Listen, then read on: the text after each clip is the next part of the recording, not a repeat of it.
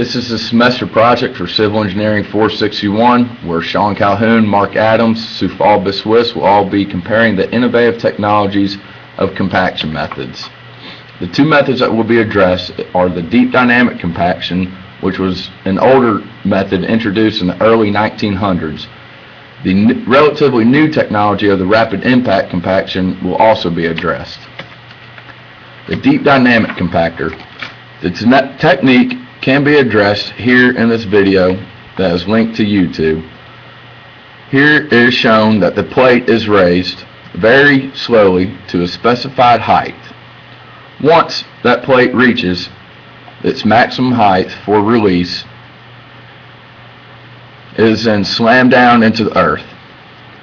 Once it is slammed down into the earth, the available compaction depths can be found by using n times the square root of w times h, where w is the height at which the plate was raised and h is the drop height of the plate, and n is the soil factor. Uses. Whenever loose sandy soils and granular soils are present, deep dynamic compaction is most successful. However, old fill and sanitary landfills can also be successfully treated. The versatility of the deep dynamic compactor is as slow as a turtle and also is very tall, resulting in minimal operational areas.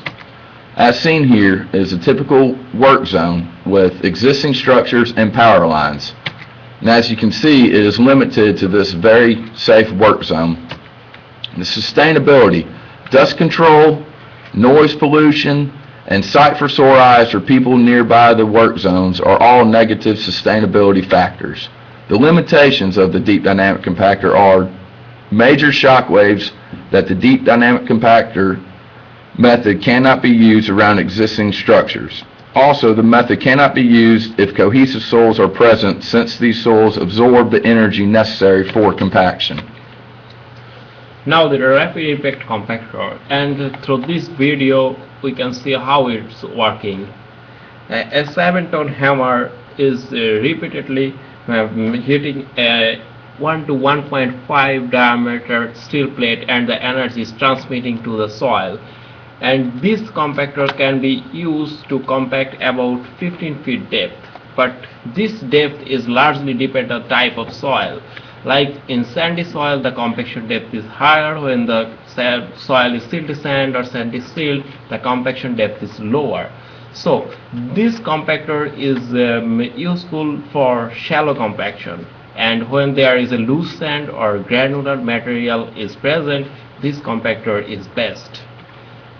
And now the question is efficiency and reliability. An onboard computing monitoring system can be used to control the quality and all data collection.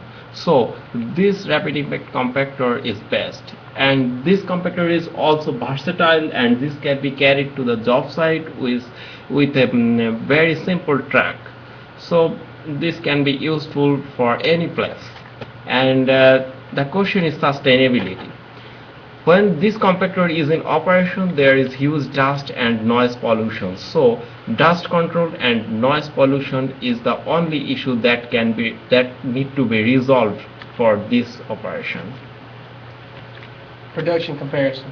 The production comparison will vary for each application due to differences in job environment, soil types, and job constraints. The depths of improvement can be calculated using the formula defined on the previous slides. The production rate for the rapid impact compactor is 500 meters squared per day, with an energy applied to the ground at 28 ton-feet per drop. The production rate for the deep dynamic compaction is 333 meters squared per day. The energy applied to the ground for it is 300 to 1,000 ton-feet per drop. Cost comparison.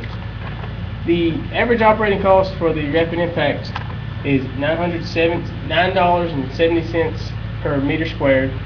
The average operating cost for the deep dynamic compactor is $16.15 per meter squared, with the rapid impact compactor being economical for areas of compaction less than 10,000 meters squared, and for compaction areas greater than 10,000 meters squared, the deep dynamic compaction is economical. Now the future study. Future study is very much important for improving the machine and operation.